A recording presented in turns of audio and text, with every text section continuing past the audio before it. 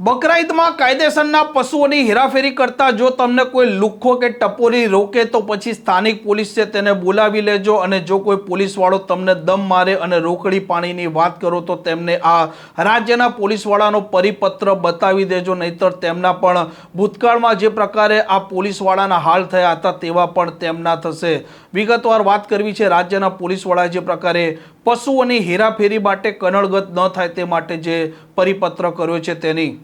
વૈષ્ણવજન તો તેને કહીએ જે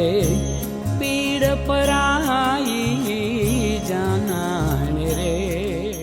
નમસ્કાર, આપ જોઈ રહ્યા છો નવજીવન ન્યૂઝ અને હું છું આપની સાથે તોફિક ગાંચી। આગામી દિવસોમાં મુસ્લિમ ધર્મના લોકો માટે બકરા ઈદનો તહેવાર આવી રહ્યો છે અને આ તહેવારની ઉજવણી માટે તે પશુ છે તેની ખરીદી કરે છે, તેની કુરબાની કરે છે, અને જ્યારે તે પશુની ખરીદી કરે છે ત્યારબાદ તેને એક જગ્યાએથી બીજી જગ્યાએ લઈ જવા માટે જે વાહનનો ઉપયોગ કરે છે, આ વાહનને કેટલાક લોકો રસ્તામાં રોકતા હોય છે, કનડગત કરતા હોય છે, અને આ કેટલાક લુખ્ખા ટપોરીઓનો ઈરાદો હોય છે કે તોડ કરે, ડરાવે, ધમકાવે, અને કેટલાક કિસ્સામાં આ વેપારી હોય કે પશુ ખરીદનાર લોકો છે તેમના પાસે પૂરતા દસ્તાવેજો હોય, કાયદેસર રીતે તેમણે આ પશુ છે તેની ખરીદી કરી હોય, તેમ છતાં તેમને મારવાની ઘટનાઓ પણ સામે આવતી હોય છે, અને કેટલીક વખત પોલીસ છે તે પણ આ વાહન ચાલક હોય કે પશુ ખરીદનાર લોકો છે તેમને રોકતી હોય છે, ડરાવતી હોય છે, ધમકાવતી હોય છે અને તોડ કરતી હોય છે। અને ભૂતકાળમાં પણ આવી ઘટનાઓ સામે આવી છે, જેમાં ગાંધીનગરમાં 2 પોલીસવાળા પણ અદાલત પાસે આવો રાત્રિના સમયે ખેલ કરવા ગયા હતા અને ત્યારબાદ તે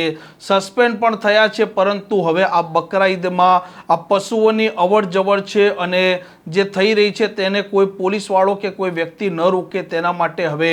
પોલીસવાળાએ એક પરિપત્ર કર્યો છે અને પરિપત્રમાં તેમણે સ્પષ્ટ ઉલ્લેખ કરી દીધો છે કે આગામી દિવસોમાં જે પ્રકારે બકરી ઈદનો તહેવાર આવવાનો છે અને કાયદા મુજબ જે પશુઓની હેરાફેરી થતી હોય છે, તો આ હેરફેર કરનાર લોકો છે તેમને કોઈ પણ પ્રકારની કનડગત ન થાય તેની તકેદારી રાખવાની સૂચના તમામ પોલીસ કમિશનરોને આપવામાં આવી છે, તમામ રેન્જના જે વડા છે તેમને આપવામાં આવી છે, સાથે તમામ જે જિલ્લાના પોલીસવાળા એટલે કે પોલીસ અધિક્ષક છે તેમને આપવામાં આવી છે। અને જે પશુઓ છે, જે પશુઓમાં ઘેટા, બકરા, ભેંસ, પાળા સહિતના જે પશુઓ છે તેની તે અવર જવર કરી શકશે, પરંતુ ગાય કે ગૌવંશ સિવાયના આ જે પશુઓ છે આ પશુઓ જ તે અવર જવર કરી શકશે। ગાય કે ગૌવંશ હશે તો તેના વિરુદ્ધમાં પણ કાયદેસરની કડક કાર્યવાહી થશે, અને આ મામલે જે પ્રકારનો પરિપત્ર કરવામાં આવ્યો છે, પરિપત્રમાં સ્પષ્ટ ઉલ્લેખ કરવામાં આવ્યો છે કે જે લોકોના પાસે ગાય, ભેંસ, ઘેટા, બકરા, પાળા સહિતના જે કાયદેસરના આ પશુઓ છે તેમની નિયમ અનુસાર જો તે હેરફેર કરતા હોય તો આવી સ્થિતિમાં તેમને કોઈ પણ પ્રકારની કનડગત કરવાની રહેશે નહીં, અને જો કોઈ લુખ્ખો, કોઈ ટપોરી તમને રસ્તામાં ઊભા રાખે, તોડ કરવાનો તેનો ઈરાદો હોય તો આ પરિપત્ર પણ તમારા પાસે રાખજો, અને સાથે સાથે